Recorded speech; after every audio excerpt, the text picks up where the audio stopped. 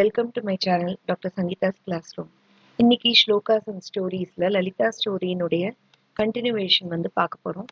அதுக்கு முன்னாடி போன தடவை நம்ம என்ன பார்த்தோம்னா, லலிதா தேவிங்கிறவ யாரு, அந்த தாயார் எப்படி ஹோமகுண்டத்திலேருந்து சிதக்னி குண்டத்திலேருந்து தகதகன்னு செக்கச்செவேர்ந்த நிறத்தோட எப்படி வராங்கிற கதையை பார்த்தோம். அந்த தாயார் வந்ததுக்கு அப்புறம் என்ன பண்றா, அவளுக்கு முடிசூட்டுறா. தாயார்கிட்ட பண்டாசுரன்கிறவனை ரகளத்தாங்கல அழிக்கணும் அப்படின்னு புகார் சொல்றா. அந்த தாயார் அத்தனை தெய்வங்களையும் ஹோமத்துல தன்னைத்தானே புதுப்பிச்சுக்கிறதுக்காக போக சொல்றா. திரும்பி ஒரு தெய்வத்தையும் தன்னுடைய உடம்புலேருந்து சிருஷ்டி பண்றா, புது சிருஷ்டி பண்றா. பிரம்மா, விஷ்ணு, ருத்ரர், அவர்களுடைய மனைவி, அதே மாதிரி மகா கணபதி, முருகர் எல்லாருமே அந்த தாயாரனுடைய கண்கள், காதுகள், நாசிகள்லேருந்து திருப்பி ரீக்ரியேட் ஆறா. இந்த தெய்வங்கள் ரீக்ரியேட் ஆனதுக்கு அப்புறம் தாயாருக்கு காரனேஷன் நடக்கிறது. தாயார ராஜராஜேஸ்வரி சகல லோகங்களுக்கும் தாயாரா முடிசூட்டுறா. முடிசூட்டிட்டு ரிக்வெஸ்ட் பண்றா, அம்மா நீங்க இந்த பண்டாசுரனையும் அழிக்கணும், தாரகாசுரனையும் அழிக்கணும். பண்டாசுரன் பிரதானம், தாரகாசுரன் நீங்க குழந்தைய உங்க குழந்தை மூலம் தான் அழிக்க முடியும்னு சொல்லி பிரம்மா வரன் கொடுத்துட்டார் அப்படின்னு சொல்றா. தாயார் காரனேஷன் ஆயிடுறது. அதுக்கப்புறம் வாராகி, மந்திரினி, ஜுவாலாமாலினி அப்படின்னு சொல்லக்கூடிய பல தெய்வங்கள் புடைசூழ நடுவுல சக்கரராஜம், ராஜ சக்கரத்துல தாயார் போய் பண்டாசுரனை அழிக்க போறா. அவன் ஏற்படுற விக்னங்கள் எல்லாம் அழிச்சுட்டு அவனையும் அவன் பிரதர்ஸையும் காலி பண்ணிட்டு, அதுக்கப்புறம் அவனோட குழந்தையில பாலா திரிபுர சுந்தரியா வாகை சூடி அந்த தாயார் போரை முடிச்சுட்டு வரா. முடிச்சுட்டு வந்த உடனே என்ன ஆறுது, இப்போ இந்த வீடியோக்குள்ள இதுல இருந்து நம்ம ஆரம்பிக்க போறோம்.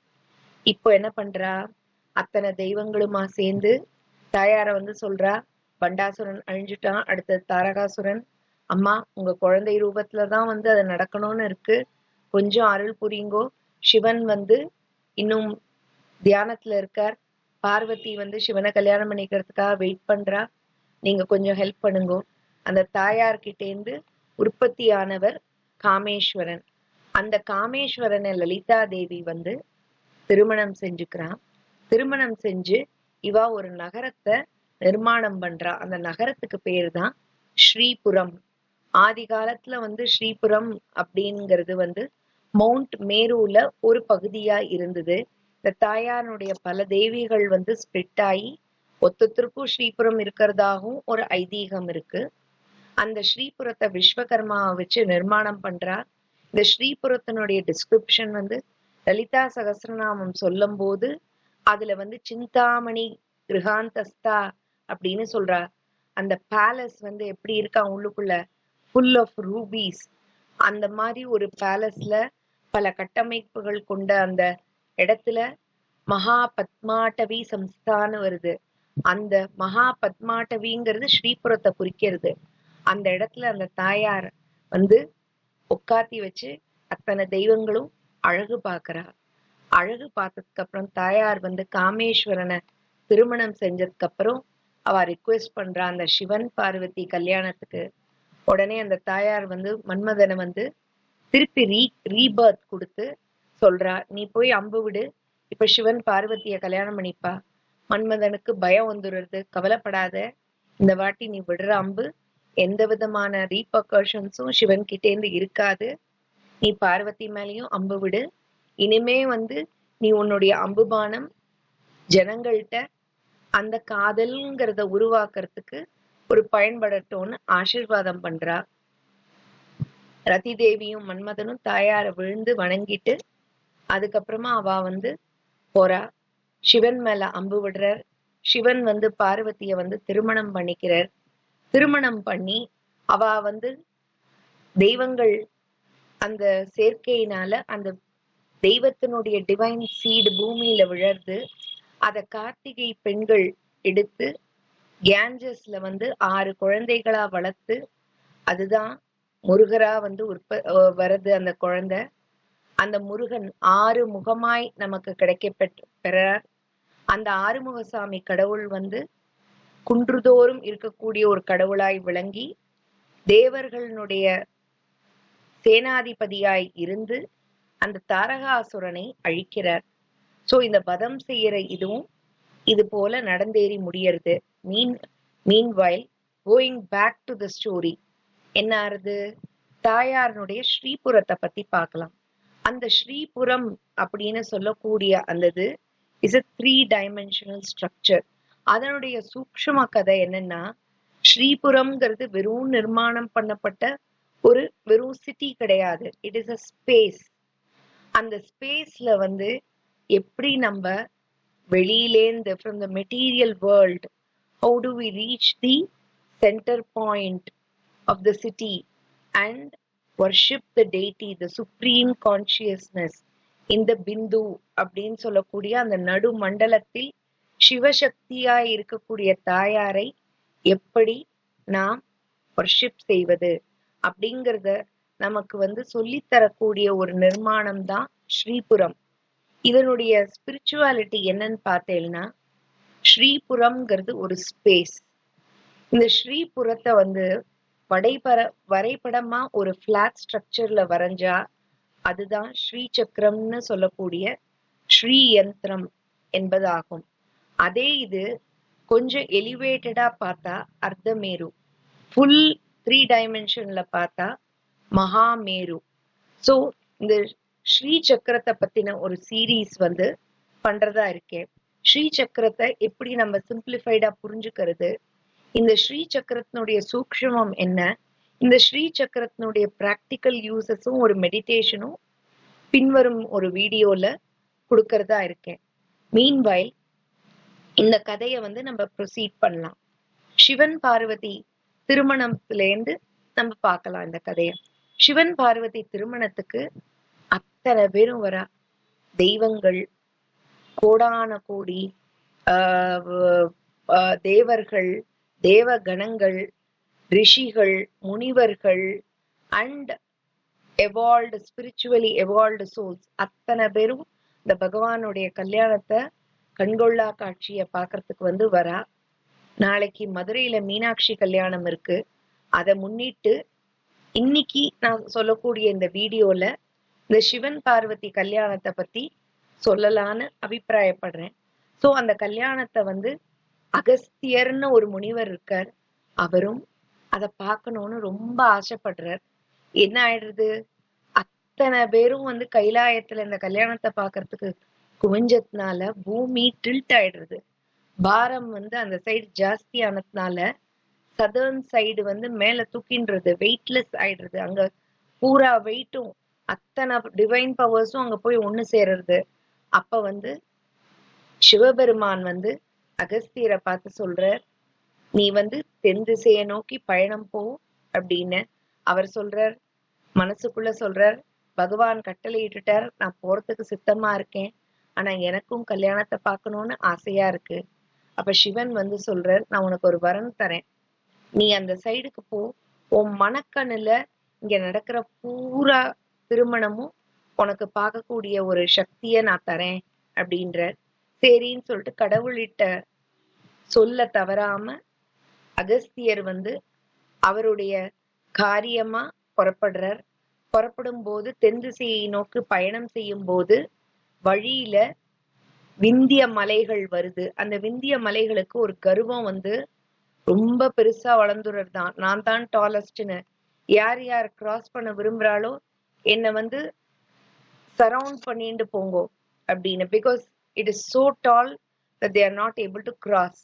அதனால அகஸ்தியர் வந்து அந்த விந்திய மலையினுடைய கர்வத்தை வந்து தவிடுபொடியாக்கிட்டு, விந்தியமலை தன்னுடைய ஈகோனால தான் எப்படி கர்வப்பட்டு பெருசானேங்கிறத உணர்ந்து மன்னிப்பு கேட்டு நல்வழிப்பட்டதுக்கு அப்புறம் அந்த காரியத்தை முடிச்சுண்டு தென் திசையை நோக்கி போறார் அகஸ்தியர்.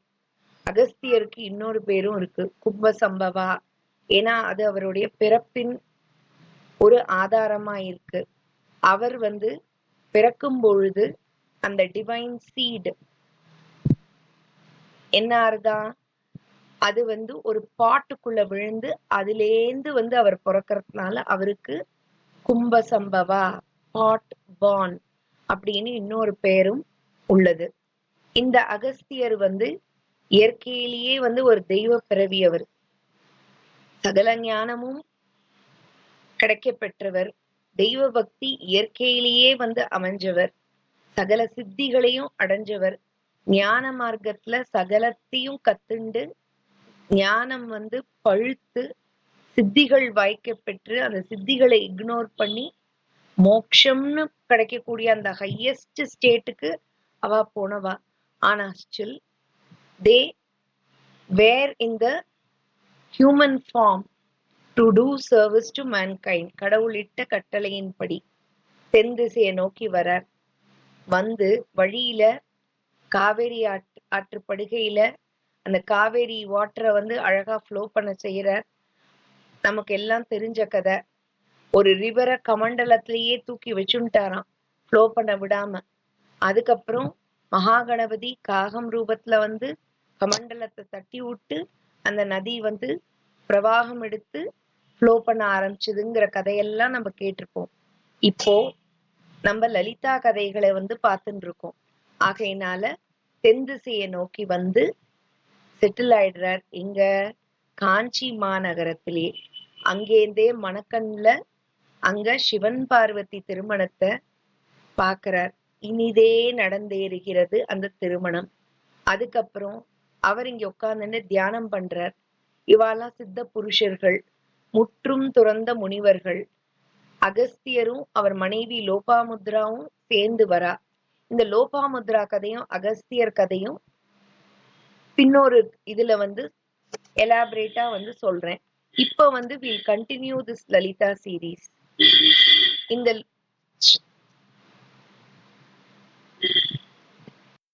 இந்த அகஸ்தியர் வந்து மனைவி பேர் லோபாமுத்ரா. எப்படி இவரை திருமணம் செஞ்சுட்டார்னா, இவர் சின்ன வயசுல ஞானத்தோட இருக்கும் போது இவரை எடுத்து வளர்த்த தாயும் தகப்பனும் நம்மளோட பையனும் வந்து இதே மாதிரி திருமணம் செஞ்சுட்டு நல்ல குடும்ப வாழ்க்கை வாழணும்னு ஆசைப்படுறா. ஆனா இவருக்கு சந்நியாசம் ஞானம் அதுலதான் இன்ட்ரெஸ்ட் இருக்கு. திருமண வாழ்க்கையில வந்து அவ்வளவு நாட்டம் இல்லை. ஆனா தாய் தந்தைய ப்ளீஸ் பண்றதுக்காக என்ன பண்றார், இவர் தன்னுடைய தவ வலிமையால ஒரு பெண் எப்படியெல்லாம் இருக்க வேண்டும் என்று அந்த தவ வலிமை மூலம் அப்பேற்பட்ட பண்புகள் எல்லாம் நிறைந்த ஒரு பெண்ணை உருவகம் செய்து அந்த பெண்ணிற்கு உயிர் கொடுக்கிறார். அந்த குழந்தை வந்து லோபமுத்ரா என்று பெயர் வந்து சூடப்பட்டு ஒரு மன்னன் கிட்ட கொடுத்து வளர்க்க சொல்றார்.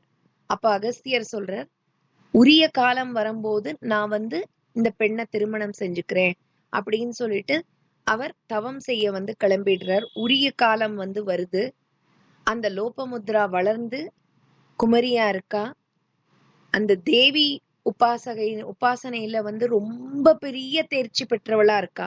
அவ்வளோ பெரிய பக்திமான். அவன் மனசுல முழுக்க முழுக்க தாயார் வந்து இடம் பெற்றதுனால பல இடங்கள்ல அந்த தாயார் அகஸ்தியரை குறிப்பிடும் போது அகஸ்தியரேன்னு குறிப்பிடுறது இல்ல, லோபமுத்ராவோட கணவரே என்று குறிப்பிடும் அளவுக்கு அவ்வளோ பெரிய ஒரு ஃபேமஸான ஒரு தெய்வீக கடாட்சம் பொருந்திய பக்திமானாக ஒரு ரொம்ப தர்மவானாக இருக்கா. உரிய காலத்துல வந்து திருமணம் செஞ்சுக்கிறார் அகஸ்தியர். அதுக்கப்புறம் இருவரும் இப்ப நம்ம கதைக்குள்ள வந்து வரும். Back to the story. காஞ்சிபுரத்துல வந்து செட்டில் ஆறார். அங்க வந்து இருவரும் அழகா வந்து வாழ்க்கைய வந்து நடத்தின்னு இருக்கா. இந்த சித்த புருஷர்கள்லாம் என்னன்னா, அவள் மெட்டீரியல் வேர்ல்டுல வந்து இன்வால்வ் பண்ண முடியாது. அவ வந்து யாசகம் பெற்று வாழ வேண்டும். ஏன்னா சந்நியாச இதுக்குள்ள வந்து அவ போயிட்டா. அந்த யாசகத்துக்கும் ரூல்ஸ் அண்ட் ரெகுலேஷன்ஸ் இருக்கு. ஒரு நாளைக்கு 3 தடவை ஒரு வீட்டுல கூப்பிடணும், கொடுத்தா வாங்கிக்கணும், இல்லைன்னா அன்னைக்கு அன்னம் கிடையாது. சுவாமிய நினைச்சுண்டு அவ வாழ்க்கைய ஓட்டிடுவா. இப்படி வந்து இருக்கும்போது பூமியில கலியுகம் ஸ்டார்ட் ஆகுது. கலி தலதெறிக்க பிரச்சனைகள் எல்லா இடத்துலயும் இருக்கு. மனுஷா கலினால ரொம்ப சஃபர் பண்றா. தர்மங்கள் எல்லாம் நலிஞ்சு போறது. ஜனங்கள் வந்து கொஞ்சம் கூட நல்லது கெட்டது இல்லாம கெட்ட காரியங்கள் பண்றதுல ஒரு அலாதி பிரியம் கொண்டவளால greediness and all kinds of negative ஆக்டிவிட்டீஸ்ல வந்து போயிட்டு இருக்கு லோகம். அப்போ க்ஷீணிச்சு போயிட்டு இருக்கிற காலகட்டத்துல இத பார்த்து என்னடா இப்படி லோகம் இருக்கே அப்படின்னு சொல்லி அகஸ்தியர் வந்து யோசிக்கிறார்.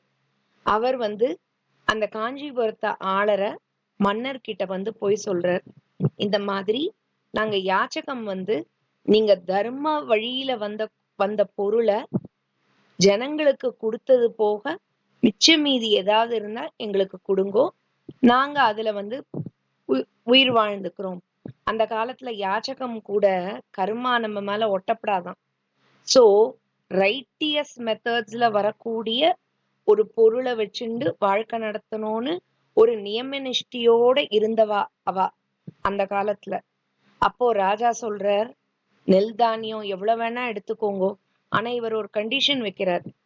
ஆனஸ்ட் வே, த ரைட்டியஸ் வே, அதுல வந்த ஒரு ஈட்டின ஒரு பொருள் தான் எனக்கு வேணும். இல்லைன்னா பாவகாரியம் இவர் கர்மா அக்கௌண்ட்ல சேர்ந்துடும். அதை எடுத்துக்க விரும்பல. அப்படி பார்த்தா அதை முடிச்சிட்டு ஜனங்களுக்கு கொடுத்தது போக பார்த்தா கஜானால எதுவுமே இவர் கேட்கிற மெத்தட்ல இல்ல. இத பார்த்துட்டு வருத்தம் அடைஞ்சு என்னடா கலியுகம் இப்படி இருக்கே அப்படின்னு சொல்லிட்டு தியானம் பண்றார். அப்ப சிவன் சொல்றார், நீ ஹயக்ரீவரை நினைச்சு தியானம் பண்ணு, உனக்கு இதுக்கு ஒரு விமோச்சனம் கிடைக்கும் அப்படின்னு சொல்றார். இப்போ நம்ம இந்த ஸ்டோரிய வந்து இதோட வந்து இது பண்ணிக்கலாம். ஃபர்தர் வீடியோஸ்ல லலிதா சஹஸ்ரநாமம் எப்படி வந்தது, ஹயக்ரீவருங்கிறவர் யார் அப்படிங்கறத நெக்ஸ்ட் வீடியோஸ்ல போடுறேன்.